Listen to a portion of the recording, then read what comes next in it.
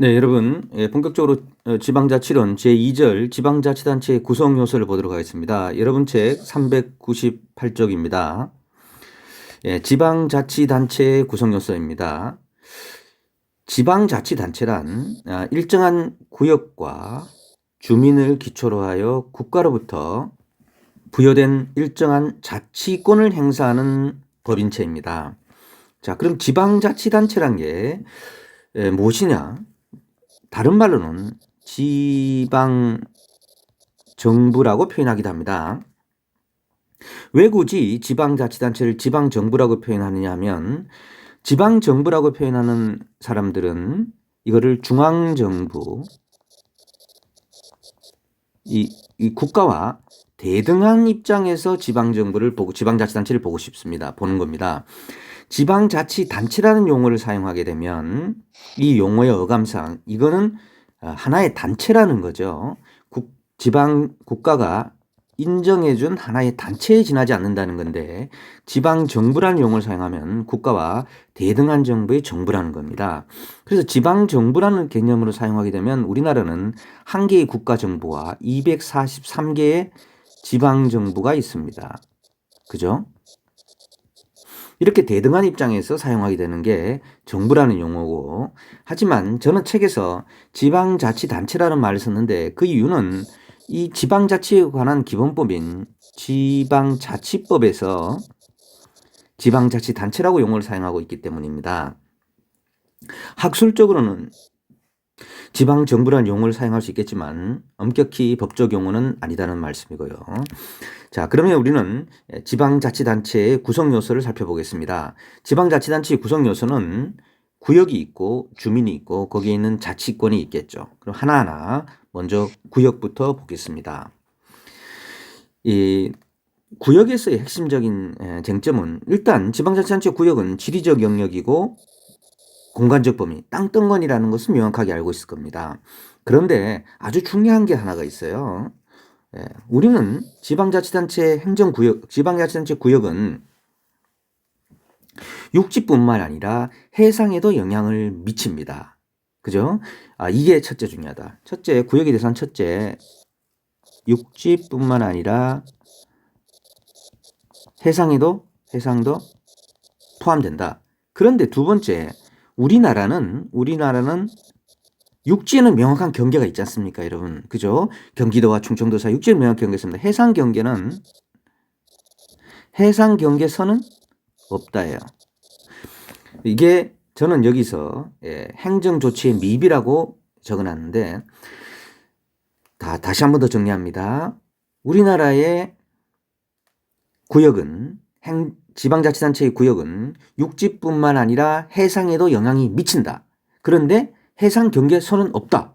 그러면 분쟁이 발생하겠죠. 애매한 지역에서는 yes, 분쟁이 발생합니다. 특히 우리나라에서 가장 많은 분쟁이 발생하는 것은 어업권과 같은 분쟁이고요. 그보다 더 큰 분쟁은 공윤수면 매립에 관한 분쟁입니다. 예를 들어서 이 A라는 이런 자치단체가 있었고 이런 자치단체가 있었어요. 예, 사람 입처럼 생겼네요. 자, 이렇게 해서 여기는 A 자치단체, 여기 B 자치단체가 있었단 말이죠. 사실은 여기 이렇게 해서 여기 B 세 개를 합시다. 여기 C 자치단체가 있었습니다. 그런데 해상에도 영향을 미친다 그랬습니다. 그런데 이 부분은 애매하잖아요. 그죠? 누가 영향을 미치는지. 이 애매한 게 어떤 일이 있었냐면 여기를 이렇게 매립을 해버렸어요. 여기가 육지가 되는 겁니다. 그러면 선을 그어야 될 거 아니에요. 그러면 선을 이렇게 긋느냐, 어떻게 그어야 되느냐. 이게 매립지 행정구의 결정입니다. 실제로 이 사건이 지금 어디죠? 제가 이 그림 그린 게 이게 새만금에서 아직까지 결정을 못 내리고 있는, 새만금을 이렇게 메웠지만 군산과 부안, 김제가 아직까지도 누구 땅인지 결정을 못하고 있습니다. 왜? 기존에 바다에 이런 경계선이 있었으면은, 바다에도 이런 경계선이 있었으면은 여기 매립한 거 여기 땅, 여기 땅 이렇게 하면 됩니다. 그런데 바다에 이런 경계선이 없었다는 거죠. 바다에 경계선이 없으니까 이렇게 메꿔버리니까 군산 같은 경우는 사실 여기가 다 고군산도예요. 그러니까 이 모두가 우리 땅이다 이렇게 보는 거죠. 예. 그렇게 되면 이 B자치단체 같은 경우는 뭐죠? 자기 땅이 없어지는 거예요. 자기 바다가. 예. 이래서 지금 소송 중에 있다. 자, 한 번 더 정리합시다. 우리나라는 지방자치단체 행정구역은 육지뿐만 아니라 해상도 포함된다. 하지만 우리나라는 해상 경계선이 없다. 그래서 어업권이나 공유수면 매립지에 강화, 매립지가 속할 지방자치단체는 행정안전부 장관이 결정한다. 공유수면 매립지가 지방자치법 제4조에 있습니다. 예, 그래서 이러한 문제로 여러 가지 분쟁이 지속되고 있다. 자, 아주 중요한 얘기고요. 자, 그 다음 주민. 주민은 지방자치단체의 주민을 이해하는 핵심은 외국인에 대한 이해입니다. 첫째, 먼저 법조항을 한번 볼까요? 지방자치단체의 구역 안에 주소를 가진 자는 그 지방자치단체의 주민이 된다 그랬습니다. 그러면 주소를 가진 자는 주민이 된단 말이죠. 그래서 이 주민과 국민과 다릅니다. 국민은 대한민국 국적인 가진 자를 말합니다. 근데 주소를 가진 자는 주민이 되기 때문에 외국인도 포함된다는 겁니다. 그래서 여기에 차이가 있습니다. 국민은 대한민국의 국적을 가져야 되는 거고요. 주민은 주소를 가지면 된다. 그래서 여기에 외국인이 포함된다는 겁니다. 모든 외국인이 포함되는 게 아니고요. 일정한 조건을 충족하는 외국인입니다. 어떠냐면 우리 출입국관리법 제10조에 있는 영주의 체류 자격 취득일이 3년이 경과한, 그러니까 영주권을 체류한 이후에 3년이 경과한 19세 이상의 외국인, 뭐 이런데 이게 사실은 우리 투표권이 19세 이상이기 때문에 지금 하면 18세로 이게 내려와야 되겠죠.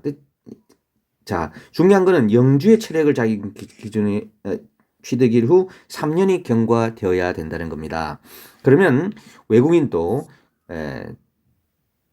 주민이 될 수가 있습니다. 자, 여기서 첫 번째, 일정한 조건을 충족하는 외국인은 주민이 될 수 있다. 둘째, 그러면 중요한 거는 그럼 외국인은 주민으로서 교수님 모든 권리를 다 행사할 수 있습니까? No. 이게 더 중요하죠. 두 번째, 선거권을 가집니다. 그래서 주민 발언, 주민 투표, 주민 소환 권리도 다 가져요. 하지만 피선거권은 외국인에게 부여하지 않고 있습니다. 이게 핵심입니다. 피선거권은 외국인에게 부여하지 않다. 다시 말해 출마는 할 수 없지만 누가 나오면 찍을 권리는 가지고 있다는 게 지금 현재 우리 지방자치법상 그리고 공직선거법상 규정이라는 겁니다. 자, 정리하면 지방자치단체 주민에 관한 핵심적인 내용은 외국인에 대한 이해이다. 국민은 국적을 가진 자이지만 주민은 주소를 가진 자이기 때문에 외국인이 포함된다. 모든 외국인이 아니라 일정한 조건을 충족한 외국인이고 그 외국인에게는 주민투표, 주민발언, 주민소환의 권리를 부여한다. 그러니까 대부분의 지방자치단체의 주민이 가지는 권리를 거의 일정한 조건을 가진 외국인에게 다 준다. 근데 하나 안 준다. 그게 피선거권은 줄 수가 없다. 이런 겁니다. 출마를 할 수 없다는 얘기죠. 자, 세 번째, 자치권입니다. 너무 당연하겠죠. 자치단체는 자치권이 있어야 돼요. 첫째, 자치입법권. 자치입법권은 중앙정부와 비슷합니다. 중앙정부 국가가 법률이나 명령으로 공적권을 행사하듯이 지방자치단체에서 구역 내에 효력을 발생할 수 있는 일정한 규칙을 만들 수 있습니다. 그게 자치입법권이라고 하는데요. 크게 두 가지가 있습니다. 하나는 조례고 하나는 규칙입니다. 우리 조례는 중앙정부 국회가 만드는 법률과 유사한 형태라고 생각하시면 되고 규칙은 중앙정부의 장관이 만드는 대통령의 장관이 발하는 명령이라고 생각하시면 됩니다. 그래서 중앙정부의 법률과 명령이 있듯이 지방정부는 조례와 규칙이 있다 이렇게 생각하시면 됩니다. 다만 이 지방자치단체의 조례와 규칙은 지금부터 이런 조건을 충족해야 됩니다. 자, 조례는 지방의회가 법령의 범위 안에서 제정합니다. 법률의 범위가 아니고 이 법률과 명령을 다 충족해야 됩니다. 그래서 법령의 범위 안에서 제정돼야 됩니다. 결국은 지방자치단체, 지방의회는 중앙정부의 국회와 그리고 대통령과 장관이 발령하는 명령에 위배돼서는 안 된다는 겁니다. 그래서 법령에 위배되면 안 된다. 또 다만 주민의 권리 제한 또는 의무를 부과되는 사항이나 벌칙을 제정할 때는 당연히 법률에 위임이 있어야 되겠죠. 그 다음 규칙입니다. 규칙은 지방자치단체의 장이 만드는 겁니다. 장이 법령이나 조례에 위임한 범위에서 제정할 수 있는 거죠. 그러나 지방자치단체가 여기 중요한 게 지방자치단체가 가지는 조례와 규칙 제정권은 일정한 입법적 한계를 가지는데 그것은 아까 봤듯이 법률이나 명령 또 있어요. 상급 지방자치단체의 조례나 규칙을 위반되어서는 안 된다는 거예요. 상급 지방자치. 또 뭐냐면 용인시라면 상급 지방자치단체는 경기도의 조례와 규칙을 위반해서는 안 된다. 이 조건을 반드시 충족을 해야 된다는 얘기입니다. 자치사법권, 우리나라는 자치사법권이 인정되지 않고 있죠. 자치행정권, 당연히 지방자치단체이기 때문에 인사권이나 조직권을 가집니다. 재정권도 가지죠. 지방세, 세외수입 같은 걸 부과 징수할 권한을 가진다는 겁니다. 자, 다음 지방자치단체의 종류와 계층을 이어서 보도록 하겠습니다. 자, 우리나라 지방자치단체를 이해하기 위해서는 지방자치단체의 종류와 계층을 잘 이해할 필요가 있습니다. 먼저 지방자치단체의 종류입니다. 크게 우리나라 지방자치단체의 종류에는 특별지방자치단체와 보통지방자치단체와 특별지방자치단체로 나눌 수 있습니다. 물론 여기에 있습니다만 우리나라 지방자치단체는 독립적인 권리와 의무가 가지는 법인격이 부여되어 있습니다. 중요한 얘기죠. 자, 우리가 법적으로 사람이라고 얘기하면 자연인과 법인이 있죠.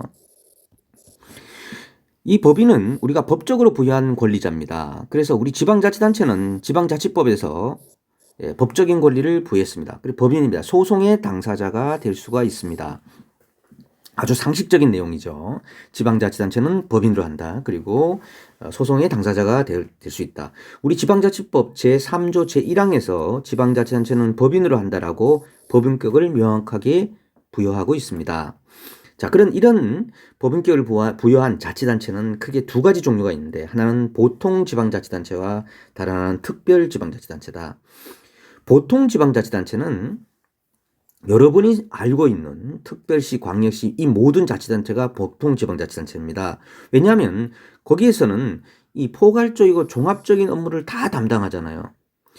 그게 여러분이 생각하는 보통지방자치단체입니다. 특별지방자치단체는 우리나라에는 지금 없습니다. 없기 때문에 여러분들이 교수님 특별지방자치단체가 뭡니까? 좀 이해하기 어려운데요. 제 말씀을 드리면 특별지방자치단체를 명확하게 이해해야 합니다. 이런 게 특별지방자치단체입니다.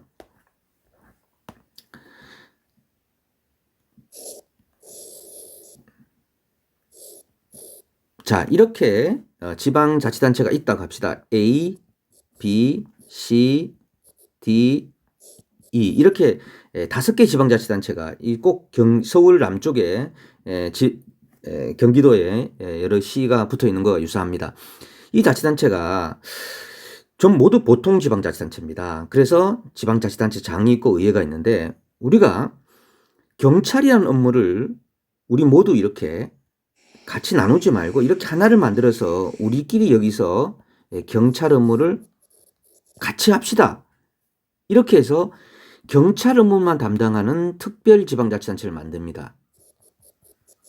특별지방자치단체, 경찰 특별지방자치 또는 우리 분리해서 하는 것보다 이렇게 해서 우리 소방을 담당하는 소방 특별지방자치단체를 만듭시다. 그래서 특별지방자치단체는 이렇게 특정한 업무를 하는 지방자치단체를 만드는 겁니다. 만약에 여기에 경찰 특별자치단체를 만들면 A, B, C, D, E는 경찰 업무만 이 자치단체에 맡기는 겁니다.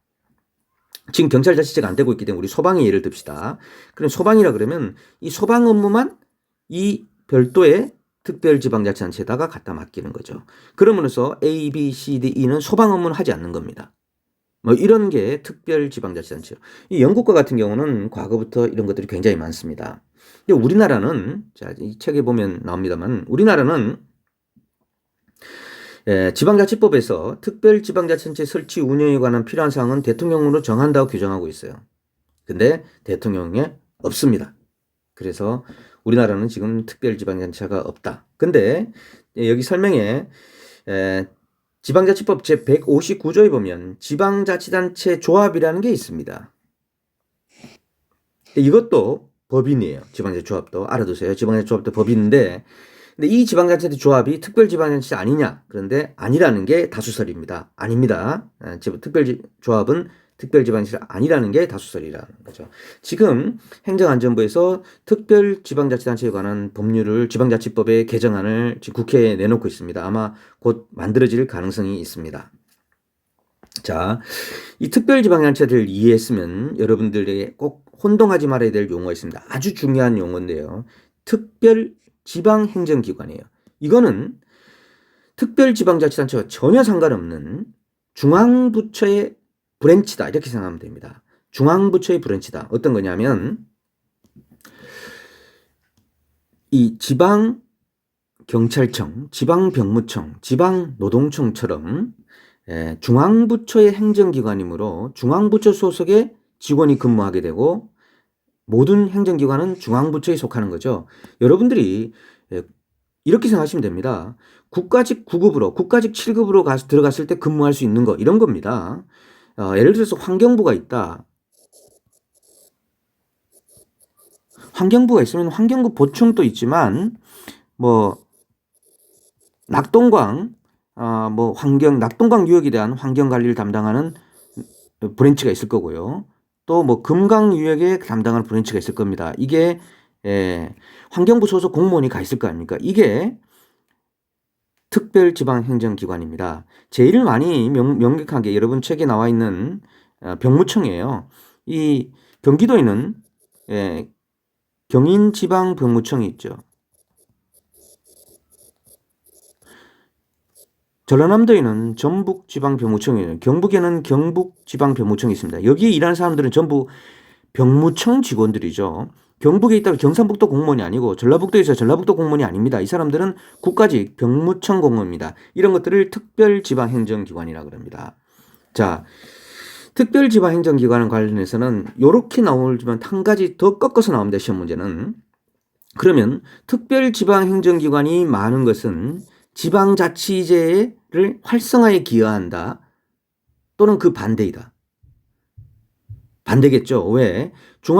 특별지방행정기관은 국가 중앙정부의 브랜치이기 때문에 지방자치제를 오히려 져야하죠. 예컨대 뭐 환경청 같은 경우도 지방자치단체가 이걸 담당하면 되는데 왜 중앙정부의 브랜치들이 내려와 있냐는 거죠. 그래서 지방 분권이 확대됨에 따라 특별지방행정을 폐지하고 그 업무를 해당 지방에 지방자치단체에 이관해야 한다는 주장이 지속적으로 제기되고 있습니다. 이게 굉장히 중요한 논의죠. 이거를 이해해야 됩니다. 첫째, 특별지방행정기관이 뭐다? 이해했으면 둘째, 여기에 관한 쟁점은 이거다라는 것을 이해하시기 바랍니다. 그 다음 지방자치단체의 계층입니다. 계층은 크게 두 가지입니다. 자치계층과 행정계층을 이해하는 것, 첫 번째 쟁점. 두 번째, 우리나라의 계층을 이해하는 겁니다. 자, 자치계층과 행정계층은 다릅니다. 자치계층은 아주 명확합니다. 지방자치단체끼리의 계층이에요. 우리나라는 어떻게 되어 있죠? 여기에 있습니다만 보시면 요 위에 있는 게 이게 광역지방자치단체고요. 이게 기초지방자치단체입니다. 그래서 기본적으로 우리나라는 이게 광역지방자치단체고 기초지방자치단체이기 때문에 요 진한 빨간색만 자치단체입니다. 자치계층은 요 진한 빨간색만 보는 겁니다. 그래서 기본적으로 우리나라는 자치 몇 계층이요? 계층이 두 개잖아요. 이 계층제를 취하고 있습니다. 기본적으로 자치 2계층제예요. 근데 모두가 자치 2계층 no. 여기에 걸려들면 안 됩니다. 하지만 자치 단층제 1계층제라는 말을 쓰지 않고요. 단층제라는 것을 쓰는데요. 단층제를 쓰는 데 있습니다. 딱 두 군데가 있죠. 세종특별자치시와 제주특별자치도는 단층제를 사용하고 있다. 그래서 우리나라는 자치이계층제를 기본으로 하면서 단층제를 가미하고 있다. 이렇게 얘기해야 됩니다. 자, 이게 자치계층입니다. 행정계층이란 뭐냐면 이 안에 점선으로 되어 있는 거, 다시 말해서 서울시 동대문구 제기동, 그죠? 몇 통 이렇게 나와 있는데 요런 게 행정계층입니다. 자치단체가 아닌 걸로 연결된 걸 우리는 행정계층이라고 볼 수가 있겠죠. 자, 여기 가서 봅시다. 자, 경기도 용인시 수지구 죽전 등으로 이어진 계층 구조는 자치 2층제이죠. 경기도와 용인시는 자치단체이니까. 행정계층은 4계층제입니다. 경기도, 용인시, 수지구, 죽전동. 자, 여기서 요 행정계층에는 자치계층을 포함합니다. 그죠? 요거는 2계층제이지만 여기까지 하면, 여기까지 끊으면 하나, 둘, 셋 이렇게 된다는 얘기죠. 세 가지는 3계층제다 된다 이런 이야기입니다. 행정계층은 자치계층을 포함하는 겁니다. 네. 자, 지방자치제를 실시하는 국가에서는 여러 가지가 있는데 우리나라는 중요한 얘기죠. 우리나라는 중층제인 2계층제와 단층제를 혼합하고 있다. 제주특별자치도와 세종특별자치시는 단층제, 나머지 지역에는 자치 2계층제를 실시하고 있다. 우리나라의 계층제, 광역지방자치단체와 기초지방자치단체로 구분됩니다. 자, 여기서 우리가 핵심적인 거 몇 가지 알아둘 필요가 있습니다. 여기 몇 가지 쟁점이 있어요. 꼭 알아둬야 될 게. 자, 첫째, 나머지는 대부분 알고 있는데 광역과 기초에 대해서는 첫째, 군은 도에 관할 안에 구해두는 게 일반적인데 광역시와 특별자치시에 관할해도 둘 수 있습니다. 지금 특별자치시는 우리나라에 세종특별자치시밖에 없죠. 관할 구역 안에 두지 않았죠. 지금 두지 않았을 따름이지 둘 수 있어요. 지방자치법상. 그 다음에 광역시 안에 군이 있는 거 아세요, 여러분? 알고 계셔야 돼요. 광역시 안에도 군이 있습니다. 우리나라에. 어디가 있어요? 서울에 사는 학생들은 잘 모를 수 있겠죠. 하지만 부산, 대구, 인천은 알 수 있습니다. 인천광역시 옹진군이 있어요. 강화군이 있습니다. 대구광역시 달성군이 있습니다. 울산광역시 울주군이 있고요. 부산광역시 기장군이 있습니다. 구체적으로 알고 있어야 돼요. 광역시에도 군을 둘 수 있다. 특별자치시에도 군을 둘 수 있지만 두지 않고요. 자치구는 특별시와 광역시, 특별자치시에 둘 수 있죠.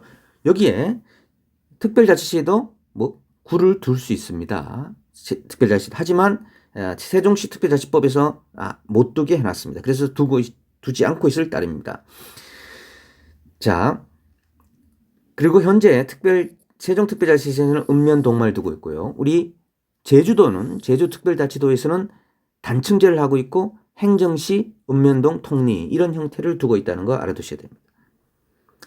자, 첫 번째 우리 군에 대한 쟁점을 얘기했고요. 둘째, 특별자치시에도 이런 걸 둘 수가 있지만 특별자치시에도 군과 구를 둘 수 있지만 지금 두고 있지 않다. 자, 세 번째 쟁점은 인구 50만 이상의 시에 두는 인구 50만 이상 시에 자치구가 아닌 구를 둘 수 있다는 겁니다. 인구 50만 이상 시에는 자치구가 아닌 구를 둘 수 있습니다. 그게 뭐냐? 여기 있는 겁니다. 일반구. 이런 걸 우리가 일반구 행정구라고 하는데요. 자, 경기도 성남시에는 분당구가 있습니다. 그죠? 왜 이 구는 뭐냐? 포항시에도 북구가 있어요. 그럼 이 구와 경기도 성남시 분당구와 포항시 북구와 서울시 동대문구와의 차이가 뭐냐? 경기도 성남시와 포항시 북구는 이 구예요. 일반구입니다. 일반구. 자치단체가 아닙니다. 인구 50만 이상 시에는 설치된 구는 자치구가 아닌 일반구. 여기 구청장은 다시 말해서 시장이 임명하는 겁니다. 요 행정구를 두고 있고 동대문구는 이 구죠. 자치구입니다. 동대문구청장은 우리가 투표를 뽑습니다. 요 차이를 알아두셔야 됩니다. 그래서 이런 것도 분당구, 북구, 용인시에는 뭐 있죠? 처인구, 수지구, 수원에는요. 수원에도 구가 있습니다. 자, 여기까지 잘 이해해 두시기 바랍니다. 요 세 가지 쟁점을 꼭 이해하시기 바랍니다. 자, 수고하셨습니다.